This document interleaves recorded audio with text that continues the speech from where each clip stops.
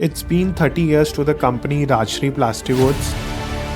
तो सर आपने कैसे स्टार्ट किया और फिर आप इस इंडस्ट्री में कैसे आए? ज़्यादा डिमांड कौन से स्टेट से या शहर से आती है आपके पास? यदि आप देखें तो दिल्ली है, उत्तर प्रदेश है, देन महाराष्ट्र है, पंजाब है, तमिलनाडु है। हम क्वालिटी कॉन्शियस हैं and Rashtriya is known only for the quality work. Hospitals हो, रेलवे स्टेशन हो, ऑफिसेज हैं, तो विल फाइंड राष्ट्रीय डोर। सबसे पहले हम बात करें पीवीसी की, पीवीसी डोर या PVC product, that is a polymer product. ये पॉलीमर प्रोडक्ट है जिसमें पीवीसी रेजिन से हम ये बनाते हैं और ये टर्माइट प्रूफ है, वाटर प्रूफ है, फायर रिटार्डेंट। तो इसके कारण से पीवीसी प्रोडक्ट्स काफ़ी बिक रहे हैं। यदि अब हम बात करें WPC door, WPC is exactly Windows में जो फ्रेम्स आजकल यूज हो रही है उसी की बात हो रही है। हाँ। And sir what is UPVC? UPVC is unplasticised. किसी एक न्यू एंटरप्रेन्योर को इस सेगमेंट में एंट्री लेनी है तो वो क्या प्राइस से स्टार्टअप कर सकता है? Any few points which you want to add for the new entrepreneurs जो स्टार्ट कर रहे हैं इस स्ट्रीम में?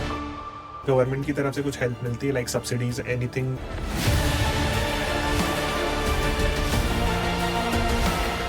First of all sir thank you so much for your time.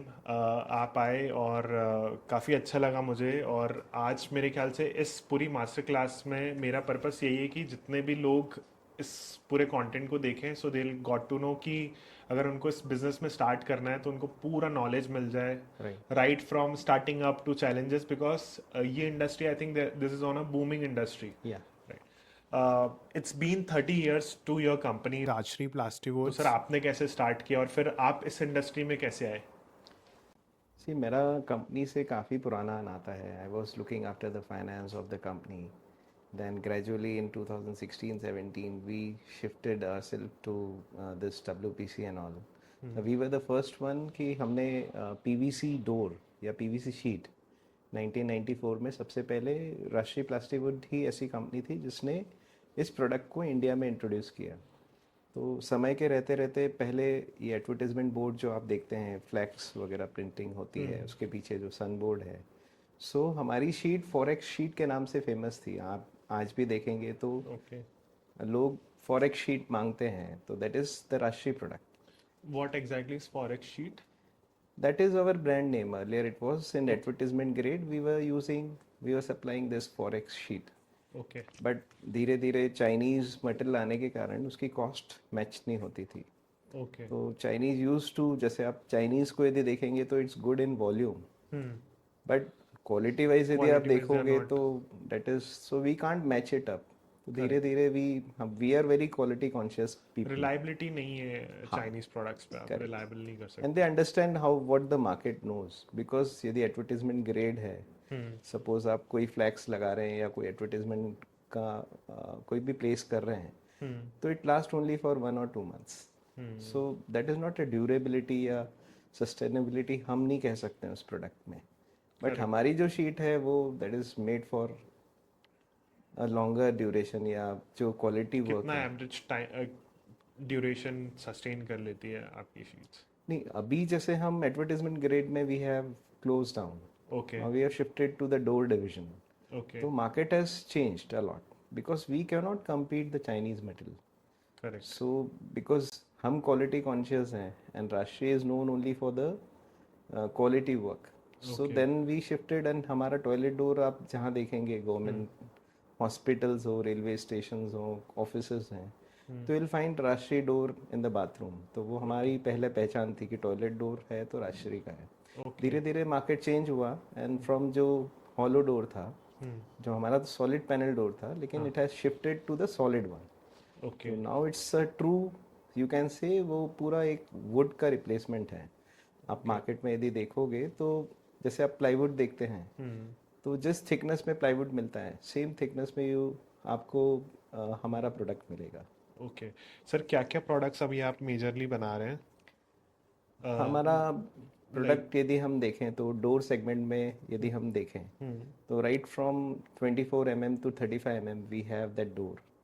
And उस डोर में भी पहले मेरे को आप ना एक डिफरेंशिएशन बता दीजिए ताकि मेरी ऑडियंस को भी पता चले कि ये UPC मतलब whatever the 3-4 terms are, वो एग्जैक्टली होता क्या है और ये किसके अराउंड किसको रिप्लेस कर रहे हैं? सबसे पहले हम बात करें पीवीसी की, पीवीसी डोर या पीवीसी प्रोडक्ट, तो that is a polymer product. ये पॉलीमर प्रोडक्ट है जिसमें पीवीसी जो है, पीवीसी रेजिन से हम ये बनाते हैं। और ये टर्माइट प्रूफ है, वाटर प्रूफ है, फायर रिटार्डेंट है। Okay. तो ये एग्जैक्ट वुड का रिप्लेसमेंट है। जैसे यदि आप वुड को देखोगे तो यदि हम हमारे घर में कोई वुडन दरवाज़ा लगाते हैं या किचन बनाते हैं या विंडोज़ देखते हैं तो एक समय बाद बरसात आई तो बरसात में वो फूल जाती फूल है, जाता है, टर्माइट्स लग जाते हैं। टर्माइट्स लग जाते हैं। जैसे आप किचन में देखोगे तो वो वाटर स्प्लैशी एरिया है। Correct. सिमिलर फैशन में यदि आप बाथरूम में देखोगे तो सबसे ज़्यादा बाथरूम में पानी गीला गिरता होता है। है बाथरूम। तो उसके कारण से वो धीरे धीरे उसकी स्टेज खराब होती है, रॉटन स्टेज पे आता है, करेक्ट। सड़ जाता है दरवाज़ा। वहीं यदि आप पीवीसी डोर यूज़ करते हैं तो वो बहुत लाइट वेट भी रहता है एज़ कम्पेयर टू वुड, सस्ता भी रहता है, ड्यूरेबल भी रहता है, और उसमें टर्माइट प्रूफ है, वाटर प्रूफ है, एंड यू कैन से कि it's a very economic one. तो इसके कारण से पीवीसी प्रोडक्ट्स काफ़ी बिक रहे हैं। जैसे आज आप किचन का देखोगे तो किचन में सबसे ज़्यादा पानी गिरता है, तो वहाँ पर हमारी जो पीवीसी शीट्स हैं, अराउंड पीवीसी बोर्ड है 18 mm या 20 mm, उससे काफ़ी सारे किचन्स अब बनना चालू हो गए। और यदि अब हम बात करें डब्ल्यूपीसी डोर या wood frame, WPC wood frame, तो WPC is wooden polymer composite. WPC is exactly जो विंडोज में जो फ्रेम्स आजकल यूज हो रही है उसी की बात हो रही है। हाँ, विंडोज़ एक सेपरेट सेगमेंट हो गया। जैसे Okay. Would polymer composite, would polymer में क्या रहता है कि जो पीवीसी रहता है पॉलीमर के साथ वुड का मिक्सचर। ठीक है। जैसे पीवीसी हुआ तो पीवीसी में कोई वुड का मिक्सचर नहीं रहता है, ब्लेंडिंग नहीं रहती। ओके। इसमें जो रहता है WPC, that is wood polymer composite. तो वुड का कंपोजिशन, पॉलीमर का कंपोजिशन, उससे हम एक शीट बनाते हैं जो डब्ल्यूपीसी शीट, डब्ल्यूपीसी बोर्ड या डब्ल्यूपीसी फ्रेम के नाम से जानते हैं। ओके। तो as compare to PVC, WPC ज़्यादा बेहतर होता है, क्योंकि Okay. डब्ल्यूपीसी में जो वुडन है, जो वुड एलिमेंट्स हैं, लाइक सॉ डस्ट है, तो सॉ डस्ट है या राइस हस्क है या कोकोनट हस्क है, उनको ब्लेंडिंग करके जब हम उसको डालते हैं तो वो स्ट्रेंथ काफ़ी अच्छी रहती है as compare to PVC doors. तो अभी डब्ल्यूपीसी जो है, वुड पॉलीमर कंपोजिट, उसके बोर्ड्स, उसके फ्रेम्स, उसके डोर्स काफ़ी चलन में है। अब विंडो की यदि बात करें तो सॉलिड विंडो, जो जैसे आप पहले घर बनाते थे तो सबसे पहले हम चौखट लगाते थे और उस पर तरी होती थी, करेक्ट। पानी रहता था और वो अलग ही दिखता था। अब ये फैशन बिल्कुल चेंज हो गया। आप पूरा टाइल वर्क करवा लीजिए, उसके बाद हमारी फ्रेम लगवाइए। मार्बल के ऊपर आई थिंक से लगती है। मार्बल टच नहीं, बट वुडन टच ही रहता है, वो ओके। ऑलमोस्ट वुडन टच रहता है। ओके। तो उसमें भी यही खासियत है कि it is first of all water proof, termite proof and fire retardant. तो इसके कारण से अब वो कंस्ट्रक्शन बहुत इजी हो गया। आप जस्ट जाके लाइए, वुड फ्रेम लगाइए, वुडन फ्रेम लगाइए, और मतलब डब्ल्यूपीसी फ्रेम लगाइए और दरवाज़ा लीजिए। तो बिजनेस बहुत इजी हो गया। पहले ये था कि फैब्रिकेशन करना रहता था। 5 mm डोर, जो 5 mm शीट से हमारे बनते थे सॉलिड पैनल डोर, उसमें फैब्रिकेशन यूनिट डालना रहती थी कि किसी भी पर्सन को यदि बिजनेस स्टार्ट करना है तो उसको फैब्रिकेशन यूनिट डालना, साथ में मशीन्स परचेज करना और साथ में लेबर का अरेंजमेंट करना, जो कि आज के युग में बहुत टफ हो जाता है किसी भी कारपेंटर को रखना। अब जो कि डब्ल्यूपीसी डोर जो हमारा है, स्पेशली राजश्री, तो हम हमारी कंपनी में कस्टमाइज डोर देते हैं। आप जो साइज़ का बोलेंगे वो साइज़ का डोर बन के आएगा। आपको केवल इंस्टॉल करना है, जस्ट इंस्टॉल भी, हिंजेस लगाना है, and it's ready to use. Screw it and done. Everything. So it's very easy to fabricate, easy to, यदि कोई नया बिजनेस भी कोई ओपन करता है तो उसे केवल शीट्स ऑर्डर करता है, एंड ये सब झंझट जो कारपेंटर की है ये एक तौर पे मिटती है। लाइक पहले जो डोर हम बनाते थे सॉलिड पैनल डोर, उसमें ट्यूबिंग भी, रीइंफोर्समेंट भी रहता था, एमएस का रीइंफोर्समेंट था, फिर उसको रेगुलर बेसिस पे उसका प्रोडक्शन एक लिमिटेड कैपेसिटी में आप बना सकते हो, लाइक 10 दरवाजे पर डे, 15 दरवाजे। इसमें आप 100 दरवाजे भी मांगोगे तो सेम डे आपको मिल जाएंगे। अच्छा। तो ये एक ब्यूटी है कि वी हम जो है, we supply our product as per customization. Okay. And sir what is UPVC? UPVC is unplasticized, मतलब जैसे इसमें रिजिड रहता है, जैसे डब्ल्यूपीसी है या पीवीसी प्रोडक्ट्स हैं, तो इसकी डेंसिटी बहुत हायर साइड रहती है, तो उसमें कुछ फोमिंग एजेंट्स हम डालते हैं जिससे कि उसकी डेंसिटी रिड्यूस होकर 600 डेंसिटी आ जाती है, एंड वो इतना भारी नहीं हो पाता है। वेरेज जो यूपीवीसी यदि आप देखेंगे तो दैट इज, उसमें हम ब्लोइंग एजेंट्स नहीं डालते, तो बिल्कुल रिजिड नेचर का रहता है एंड उसकी स्ट्रेंथ बहुत अच्छी रहती है, वो करीब 1400-1500 डेंसिटी का रहता है। वहीं यदि हम डब्ल्यूपीसी डोर की बात करें तो वो 500-600 डेंसिटी, ओके, 650 डेंसिटी तक सो आई रहता है। थिंक ड्यूरेबिलिटी ज़्यादा बढ़ जाती है when it comes to uPVC, क्योंकि डेंसिटी वगैरह बढ़ रही है शायद बट इसलिए। वो काफ़ी महंगा पड़ता है as okay. Compare to WPC. यदि हम देखें तो वो काफ़ी महंगा रहता है। ओके। तो इट्स ओनली, वो भी उसमें जैसे आप विंडो देखते हैं तो हाँ। विंडो फुल सॉलिड नहीं रहता है। जैसे आप ये डोर देखेंगे तो डोर इज़ फुल सॉलिड हाँ। बिकॉज आपको उसमें एक ट्रांसपे ओपेकनेस चाहिए, हाँ। वेर एज विंडो में you require the ventilation, the air ventilation and the light ventilation.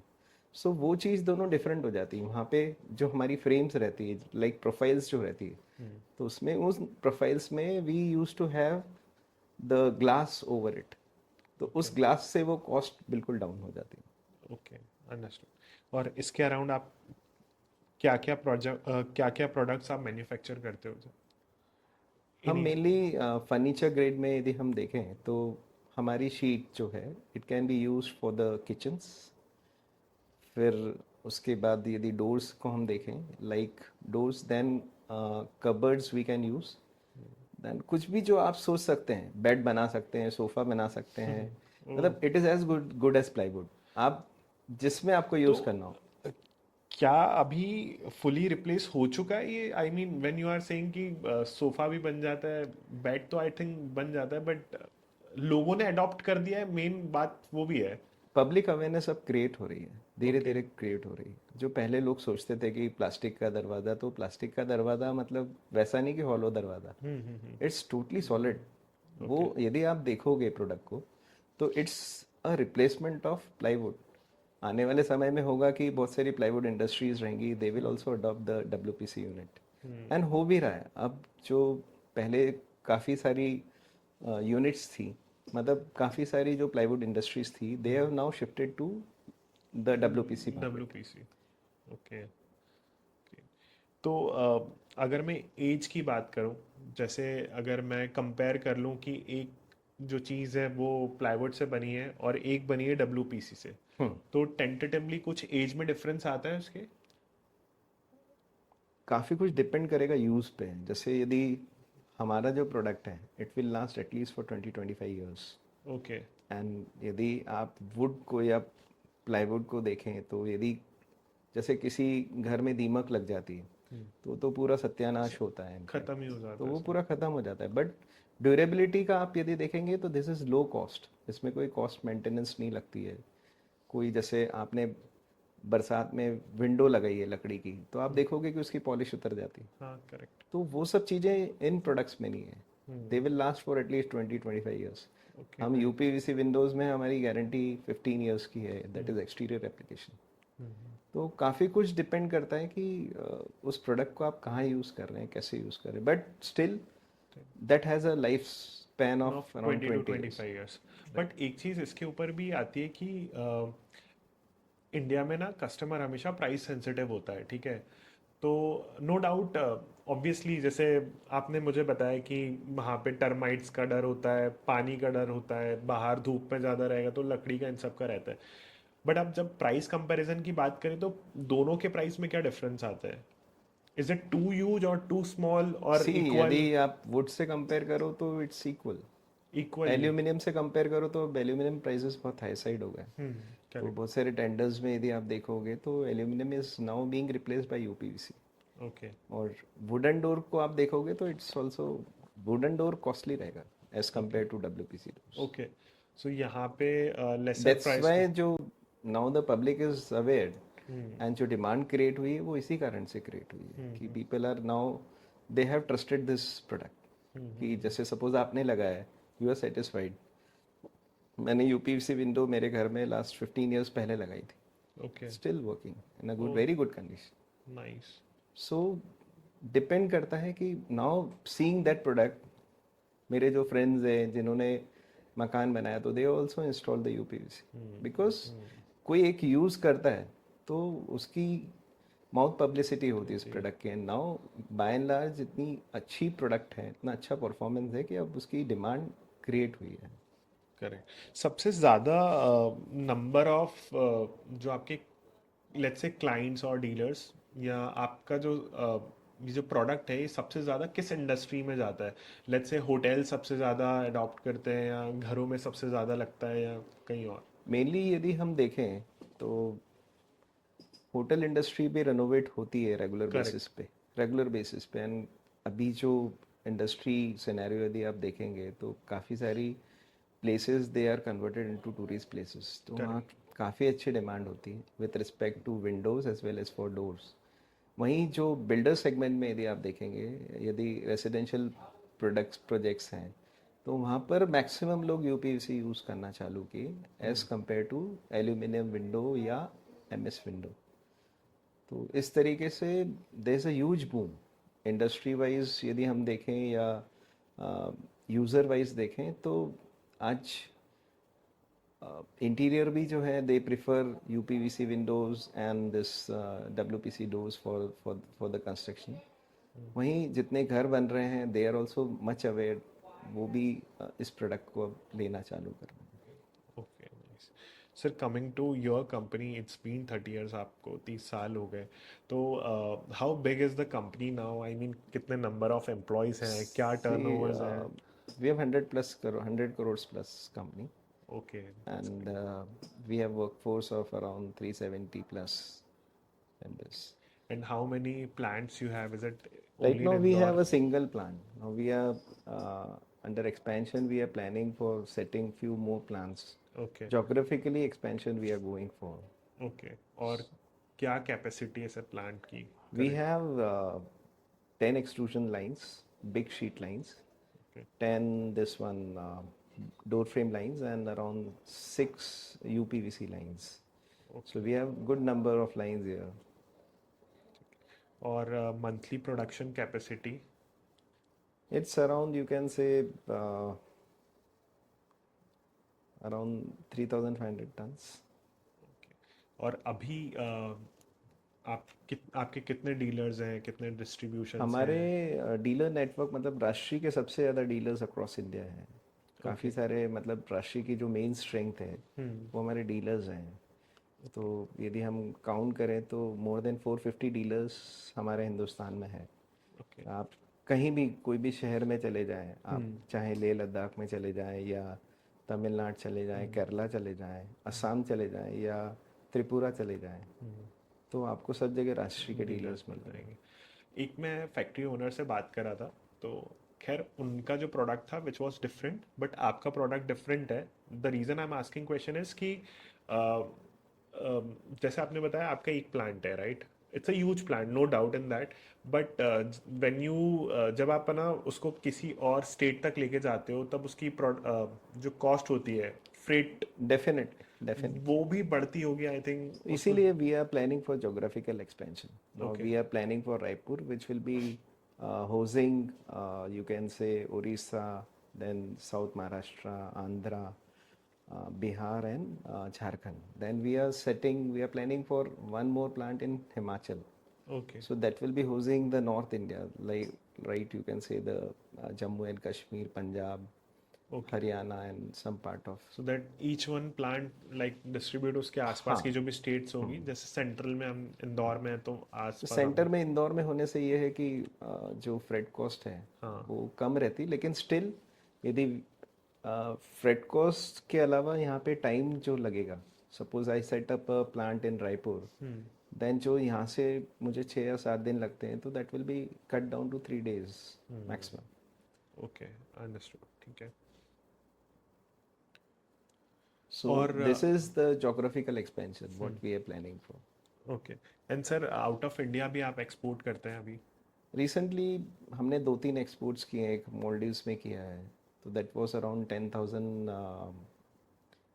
or 12,000 doors we have exported. Then in Nepal also we have exported. Recently we have exported. Okay. और अगर मैं बात करूँ पूरे India में से, तो सबसे ज़्यादा डिमांड कौन से स्टेट से या शहर से आती है आपके पास? See, यदि आप देखें तो दिल्ली है, उत्तर प्रदेश है, देन महाराष्ट्र है, पंजाब है, तमिलनाडु है। तो वी कैन से कि नॉर्थ के कुछ 3-4 स्टेट्स हैं साउथ के कुछ 2-3 स्टेट्स हैं, like Orissa is also there. Then north east में we are supplying from Guwahati, there is Guwahati also we are supplying. So in 4-5 मतलब 8-10 स्टेट से अच्छी सेल आती है. महाराष्ट्र, यूपी और Maharashtra, UP, Delhi, then Punjab, then Orissa is the one. Northeast, we can say. It's a good okay. one. When it comes to manufacturing, जब manufacturing की बात आती है तो raw material is the important part, तो वो कहाँ से आता है? See, we have a tie-up with Reliance Industries. तो ओके. our main हमारा जो main raw material है, that is resin, PVC resin. हाँ. तो from last 20 years we have tie-up with Reliance Industries. Okay. And इसके अलावा we can have, यदि ज़्यादा डिमांड रहती तो ओपन मार्केट में इजीली अवेलेबल है. ओके. तो रॉ मटेरियल यहाँ पर इतना ज़्यादा मेजर इशू नहीं है. And from last 20 years when to we are into this field, तो we have certain tie-ups with the Chinese companies also, जो कि हमारा रेगुलर बेसिस पे इंपोर्ट भी रहता है. ओके. बट हम रॉ मटेरियल ही इंपोर्ट करते हैं, लोग फिनिश गुड्स इंपोर्ट करके बेचते हैं. But we only import raw material which is being converted here and then it is being sold off. जैसे चाइनीज़ गुड्स वगैरह की बात हो रही थी, तो आई फॉरगॉट टू आस्क कि क्या कभी आपको ये चैलेंज नहीं आता, बिकॉज चाइनीज़ पीपल वो लोग एक क्वालिटी को देखते ही नहीं है and they focus on like कि कितना Volumes. प्रोडक्ट हम लोग बना सकते हैं वॉल्यूम पे. तो और इंडिया इसके ऑपोजिट है, मतलब इंडिया में भी हमें चाइनीज़ गुड्स की आदत लग चुकी है, क्योंकि इंडिया में हम लोग देखते हैं सस्ता कितना मिल रहा है वो लगा लो. तो ये चैलेंज को आप कैसे ओवरकम करते हैं? ये चैलेंज जेन्युइनली आपके पास आता भी है? हमने तो ये चैलेंज फेस नहीं किया है, बिकॉज जैसे आप घर बनाओगे एंड सपोज दरवाज़ा ख़राब हो गया, तो you can't go and complain to China. The main strength of India is the customization and the trust. मतलब कोई भी यदि प्रोडक्ट आप देख रहे हो तो आप उसकी वैलिडिटी देखोगे, उसकी सर्विसेज, पोस्ट सेल सर्विस देखेंगे. करेक्ट. आप सपोज कोई चार्जर आपने बाय किया, तो चार्जर इज़ वेरी, मतलब you can say it's a very not so Small costly thing. Person. And whereas you got the replacement also, कि जाके दूसरा परचेस कर. आप घर बनाओगे, यदि दरवाज़ा प्रॉपर नहीं रहा, विंडो प्रॉपर नहीं रही, तो you can't go to complain to the Chinese Some person Chinese और company. Again. And and even Chinese से जो मटेरियल आता है, that is fix standard. okay. अब आप घर बना रहे हो, तो आपकी जो डिमांड है या आपकी जो नीड्स हैं, दैट डिपेंड्स ऑन यू ना, कि आपको कितना बड़ा वेंटिलेशन चाहिए, दरवाज़ा कितना बड़ा चाहिए, कितना चौड़ा चाहिए, आपके घर के मेंबर्स कितने. लाइक जैसे आप पंजाब को देखेंगे तो वहाँ पे बहुत बड़े दरवाजे लगते हैं, बिकॉज वहाँ पे हाइट इज़ द इशू. हाँ. वेरेज जो नॉर्मल सेंट्रल इंडिया या इधर महाराष्ट्र तरफ देखेंगे तो वहाँ छोटे दरवाजे लगते हैं. तो ये डिपेंड करता है कि आज सपोज कोई भी घर बना रहा है, तो उसमें अलग अलग वेराइटीज़ की विंडोज़ लगती है, अलग अलग डोर्स रखते हैं. तो that can not be customize. China इतना कस्टमाइज करके नहीं दे सकते. वेरेज इंडिया जो है, दैट इज़ ऑलवेज, या इंडियन कंपनीज जो है वो एक ट्रस्ट वर्दी कंपनीज रहती है, एक ब्रांड क्रिएशन रहती है, साथ में customization is the main object. और आई थिंक जब कोई अपना घर वर बनाता है ना, तो उसकी एक अलग साइकी होती है कि घर तो मैं एक ही बार बनाऊंगा, और एक बार बनाऊंगा तो थोड़ा अच्छा स्पेंड करके मैं बनाऊं, ताकि सपना रहता है, फ्यूचर. ड्रीम हाँ. ड्रीम रहता है कि yes, this is yes, my yes. Dream to have my हाँ, ओन हाउस. own house. तो ही Correct. Don't compromise with the price दे.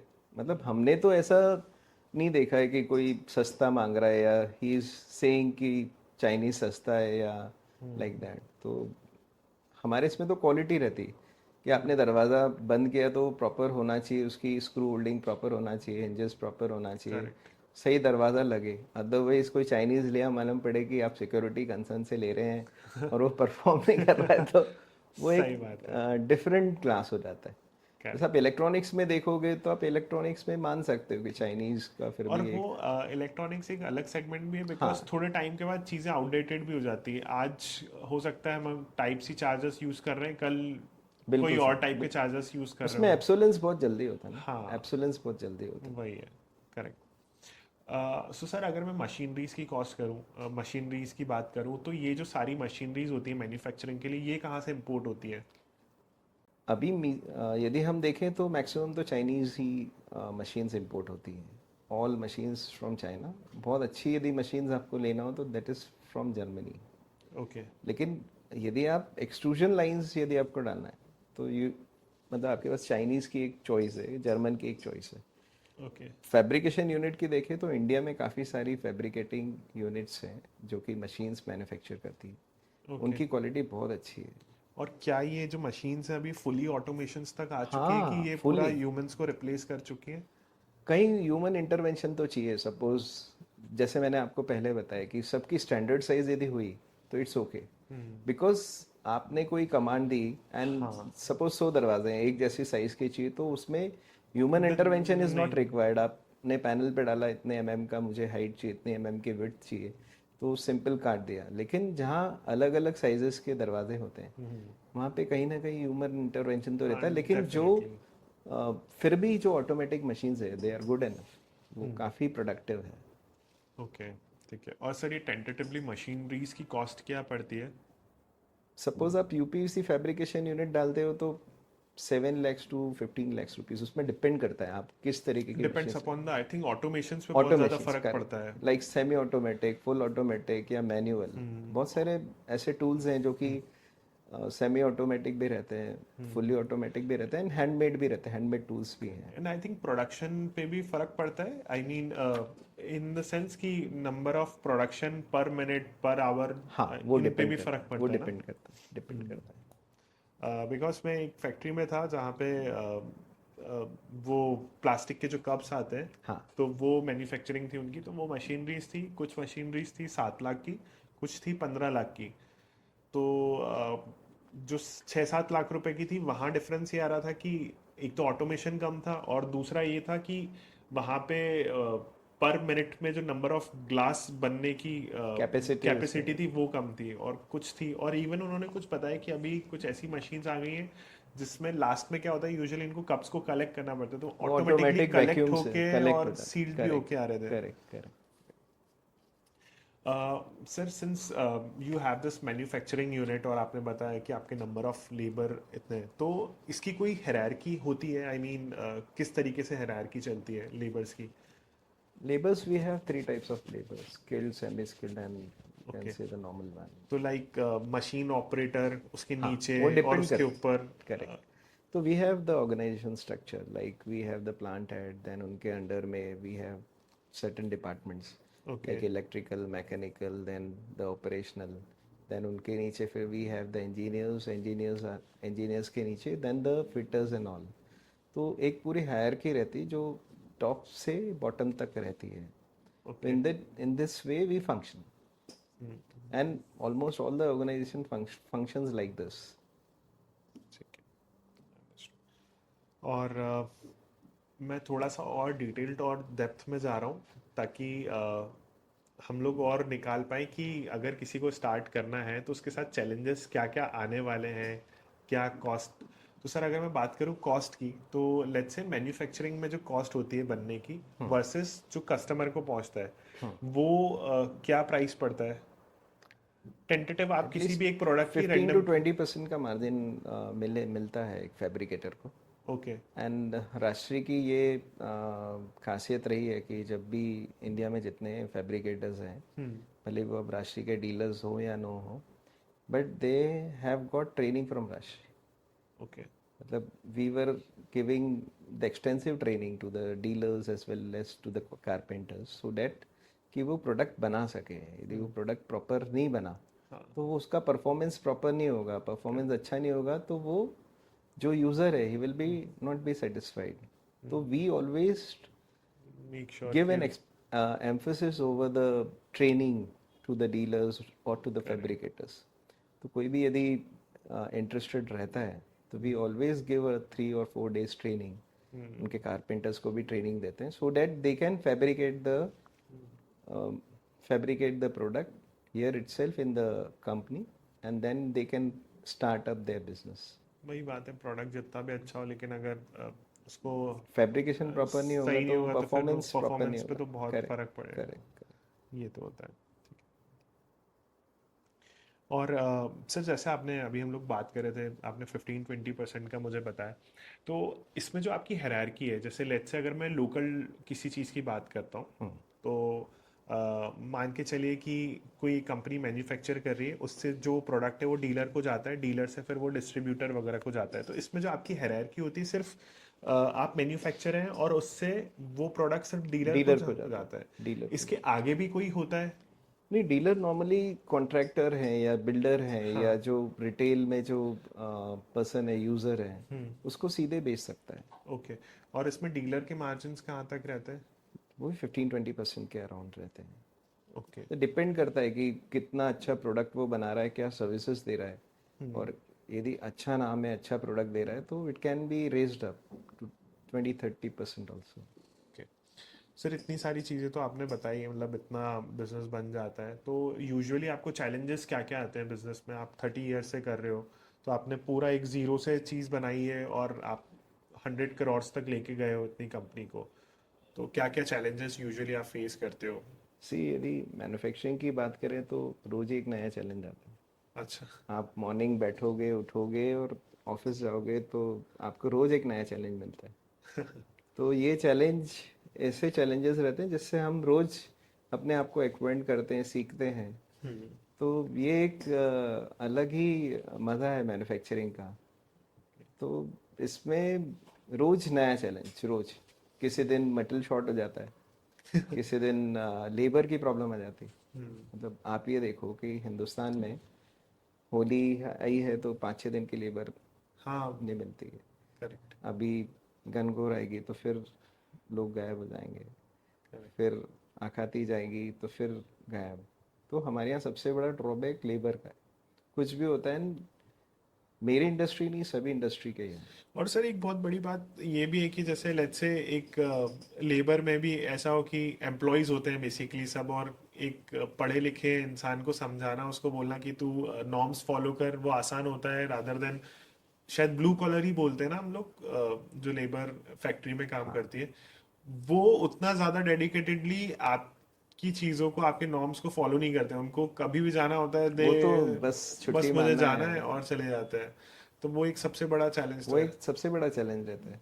अब कभी ये नहीं हुआ तो फिर ट्रांसपोर्टेशन, लॉजिस्टिक इश्यूज रहते हैं।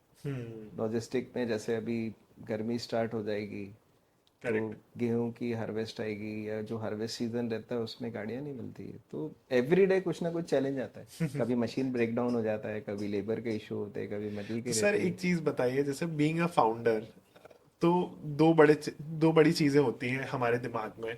हम एक चीज ये भी सोचते हैं कि यार हम स्केल भी करना है हमें, क्योंकि ऑब्वियसली हमारा एक बड़ा विजन होता है। जैसे अभी हम डिस्कस करें तो आपने बताया कि I just want to invest more और ज़्यादा फैक्ट्रीज और मैं मैन्युफैक्चरिंग यूनिट्स खोलूँ, और दूसरा हमारा एक दिमाग ये भी रहता है कि यार जो चीज़ चल रही है उसको ठीक करो।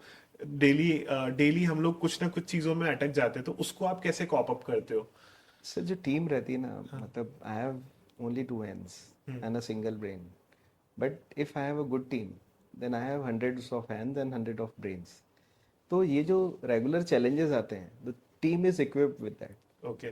अब you have to trust, and आपको ट्रस्ट करना पड़ेगा, and you have to they make them also efficient enough कि they can take the decision. मतलब if everything comes to me, then it's not possible for me to sit here. Correct. So I have to delegate my powers. Similar fashion में when challenges come, तो the team knows how to resolve it, because वो बिल्कुल जुड़े हुए रहते हैं। And यदि 10 लोगों की टीम है तो 10 दिमाग अप्लाई हो रहे हैं। यदि that problem comes to me, तो I am applying only my mind.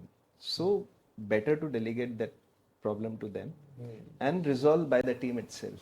तब जाके you can succeed and you can think for next expansion. नहीं तो माइक्रो मैनेजमेंट्स में अटकते रह हाँ, जाएंगे। आप जितना ज़्यादा आप सेंट्रलाइज रखोगे, उतनी ज़्यादा आपके साथ प्रॉब्लम्स रहेंगी। सेकेंडली कमिंग कि जैसे रेगुलर बेसिस पे एक्सपेंशन, या अपने आप को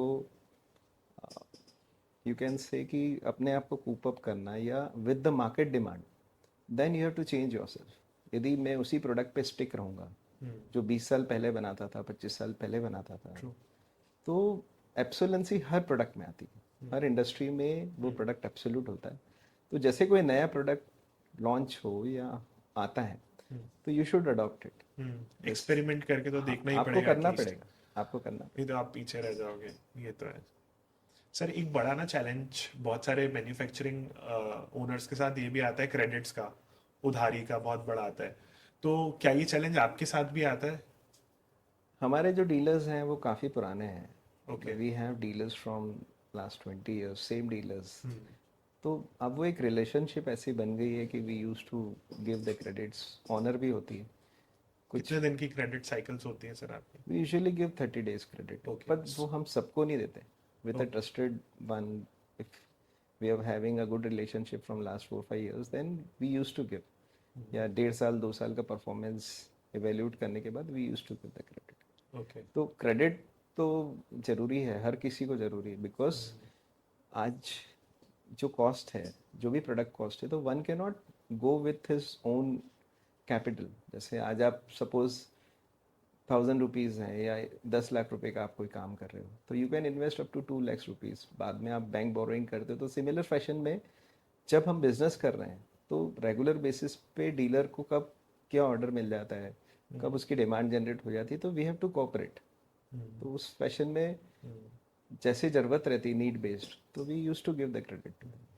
अच्छा, जैसे लेट्स से अगर कोई बंदा अगर इस इंडस्ट्री में नया है, न्यू आना चाह रहा है, तो ऑब्वियसली आपको भी पता है कि क्रेडिट इज समथिंग जो किसी को देना पड़ता है, थोड़ा विश्वास करना पड़ता है। तो आपकी क्या you know what you have suggestions for him कि यार इस चीज़ का तो ध्यान रखना कि ऐसा नहीं होता, क्योंकि फैक्ट्रीज बंद हो जाती हैं। आई हैव सीन, मेरे कुछ फ्रेंड्स हैं जिन्होंने स्टार्ट किया बट उनकी क्रेडिट साइकिल्स इतनी हो गई कि, और फिर मार्केट में नए भी होते हैं हम लोग, तो हाँ, वहाँ भी एक बहुत बड़ा चैलेंज तो होता ही है। क्रेडिट बेसिकली आपको बहुत सोच समझ के देना पड़ती है। जैसे we use to decide on the basis of their monthly sales. We use to have suppose 3 months और 6 months सेल्स जो रहती है, 12 month सेल्स रहती है, तो वी मेक एन एवरेज कि 1 month सेल के अकॉर्डिंग उसकी credit we decide. This are internal policy. हो सकता है बिजनेस टू बिजनेस दैट में differ, but we don't allow more than two times of the sales of twice of month of sale like this. Okay, ठीक है। और sir, since जैसे आपने बताया कि आपके पैन इंडिया काफ़ी सारे डीलर्स, डिस्ट्रीब्यूटर्स वगैरह हैं, तो आपने कैसे क्रैक किया डिस्ट्रीब्यूशन नेटवर्क, डीलर्स कैसे क्रैक किए? सी, आपके पास आपके प्रोडक्ट में स्ट्रेंथ होना चाहिए। if you have a good product, then automatically dealers will approach. If you have the credibility, your demand of the product is good, then dealers will approach. तो हमारे case में ऐसे ही था कि और क्वालिटी जो है, we produce the quality product, that's why जो डीलर है they use to come to us rather than and we don't we are not at all interested in making the dealers. जो हमारे डीलर्स हैं we use to give only to them. हम नए dealers इसलिए भी नहीं बनाना चाहते कि they that may be making a competition, since we have 450 dealers across India. तो और डीलर बनाना मतलब उनके बीच में कंपटीशन क्रिएट करना। सही बात है, और अपना ही कंपटीशन क्रिएट होगा तो फिर खुद पे फिर यदि नुकसान आप होगा। नहीं होस्ट करोगे तो बहुत सारी कंपनीज हैं, दूसरी और है, उनका कैटर मटेरियल करेंगे परचेज उनको। करेंगे। तो इट्स बेटर कि जो डीलर्स हैं वो स्टिल रहें, एंड जो अच्छा परफॉर्म कर रहे हैं तो वी प्रमोट। जैसे यूपीवीसी अभी हमारा नया प्रोडक्ट था, तो हमने बहुत लिमिटेड एडिशन में लिमिटेड डीलर्स को दिया है। Okay. So sir, let's say if somebody is starting up, कोई स्टार्ट करना चाह रहा है और it's very important and necessary for them कि यार उन्हें एक डिस्ट्रीब्यूशन डीलर का एक नेटवर्क बनाना है, तो वो कैसे स्टार्ट कर सकता है? एक फर्स्ट स्टेप कैसा है डीलर और डिस्ट्रीब्यूटर ढूंढने का? He can come down to the factory, he can visit the factory, and यदि उसको प्रोडक्ट अच्छा लगता है तो we can jointly sit and screen how we can help it I am out. Asking कि लेट्स से उसने कोई भी अगर एक मैन्युफैक्चरिंग यूनिट डाला in any of the industry आप समझ लो, और उसको एक फर्स्ट स्टेप लेना है क्योंकि वो डीलर डिस्ट्रीब्यूटर का नेटवर्क बनाएगा, तो आई थिंक प्रोडक्ट ज़्यादा मासेस में जा पाएगा।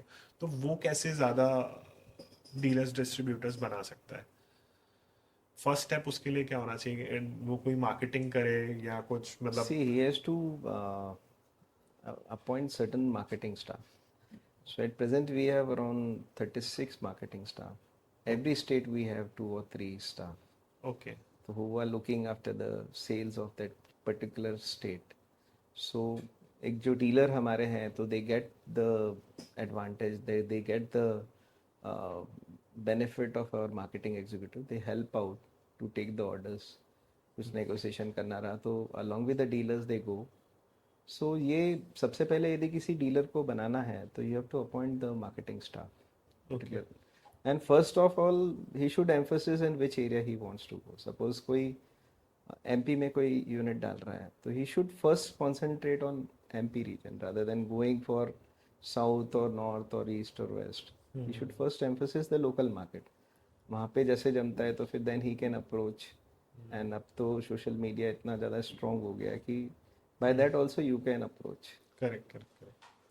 कि we are also on the social media so we get the inquiries from either from Mumbai, from Visakhapatnam. We are getting the inquiries. So या तो पहले आप इतना डेवलप कर लो that you have the distribution network. कि suppose कोई inquiry आए तो आपके पास वहाँ स्टॉक यार्ड हो या कोई डीलर हो who can supply. करेक्ट. आपने कोई मार्केटिंग कैंपेन्स वगैरह अभी तक रन किए हैं specially for your products? Because I think I know मतलब आपका जो प्रोडक्ट है वो प्योरली B2B है और शायद आपको B2C आई डोंट नो आता क्वेरीज आती भी होंगी कि नहीं है कि आई See, just B2C want this में, पर्टिकुलर दिस कंपनी का तो कुछ नहीं, we आपने have the dealer network.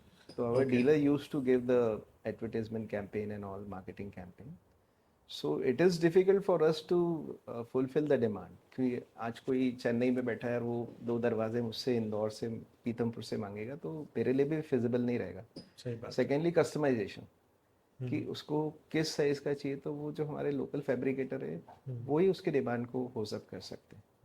तो इसलिए बेटर है कि वो जो उसकी लोकल रिक्वायरमेंट है वो वहीं लोकली उसको फीड अप करें. तो फ्रॉम फैक्ट्री इटसेल्फ या जैसे आज जो ऑनलाइन प्लेटफॉर्म है लाइक अमेजोन या यहाँ से तो सप्लाई करना बहुत डिफिकल्ट हाँ, है वो तो बिकॉज वो हमारे लिए बहुत टफ है. नहीं वो तो डेफिनेटली टफ है बट एक चीज मेरे दिमाग में ये भी आ रही थी क्योंकि जैसे समझे कि बीइंग अ यूजर मुझे अगर कभी एक एडिटेड ड्रिंक्स पीनी हो तो मैं आई चूज कोका कोला या मेरे पास एक ऑप्शन है कैंपा कोला का भी एक ऑप्शन आ गया है कोक पेप्सी वगैरह है. तो बिकॉज हम जब हमारा घर बनवाते हैं तो हमारे दिमाग में से बहुत सारी चीज़ नहीं रहती कि यार मैं अगर एक WPC का डोर वगैरह या कुछ ऐसा लगवाऊंगा तो मैं इसी कंपनी का लगाऊं. तो क्या ये क्रैक करना भी बहुत ज़रूरी है कि मतलब इस पे मैं थोड़ा सा आई एम नॉट श्योर मैं आपसे क्वेश्चन भी सही कर पा रहा हूँ कि नहीं है मैं कम्युनिकेट कर पा रहा हूँ बट नहीं, आप सही बोल रहे हैं कि आपको आप किन पॉइंट्स को देख के प्रेफर करोगे कि किस कंपनी को ऑर्डर हाँ दिया जाए. Exactly this is the point. So अब वो डिपेंड करता है कि अवेयरनेस कितनी है and how much you knows the company. But before selecting a product you should see कि उस कंपनी की वर्दीनेस क्या है, उसकी स्टैंडिंग क्या है. आज जो लाइक यू कैन से कि इतनी सारी WPC यूनिट्स आ गई हैं like mushrooms they don't care for the product, they don't care for the quality. उनका ध्येय है कि चलो एक बार बेचना है, नेक्स्ट टाइम उसकी सर्विसेज क्या होगी वो बहुत इंपॉर्टेंट है. तो here in Rashtriya we are committed to the quality to the service. So you should ensure कि one should always ensure the quality, the repo of the company and what the product quality is. ये सबसे important चीज़ and what the standing is. कि local में बहुत सारे लोग रहते हैं जो suppose under density metal supply कर देते हैं. आपको रेट कुछ बताएंगे, अंडर डेंसिटी सप्लाई कर हाँ बोलना देंगे. तो क्या दैट है इज क्या करना है. वो बहुत सारी प्रैक्टिकल चीज़ रहती है. जो लोग सस्ता चाहते हैं वो ऐसी कंपनीज में फंसते हैं और जो क्वालिटी प्रोडक्ट चाहते हैं they are still with rush. मेरा ना क्वेश्चन पूछने के पीछे वही वाली साइकी थी कि जैसे लेट्स से अगर मुझे मेरे घर में पाइप्स लगवाने होंगे तो वैसे मुझे नहीं पता कि हाँ पता है मुझे ये PVC पाइप्स ही लगते हैं घर में but now there is a brand called Finolex ही है ना, फिनोलेक्स पाइप्स फिनोलेक्स इज वगैरह. देयर, आशीर्वाद इज देयर, हाँ लॉट तो मेनी ये कंपनीज. कंज्यूमर की तरफ बहुत ज्यादा कैंपेन्स चलाते हैं जिससे दे गॉट टू नो मतलब कंज्यूमर गॉट टू नो कि मुझे अगर पाइप लेना है तो मुझे ये जाके लेना है. तो वैसा आपकी इंडस्ट्री में भी कोई कर रहा है या Now we are आप coming up with the social media and the Instagram and all this. We हाँ are just handling this with so the that campaigns हाँ create the awareness should be there. Awareness about this The product awareness as well as the quality and the brand. That awareness is being created. तो जैसे छोटी company आती भी है तो they can copy the product but they can not copy my brand. That is correct important. ये तो है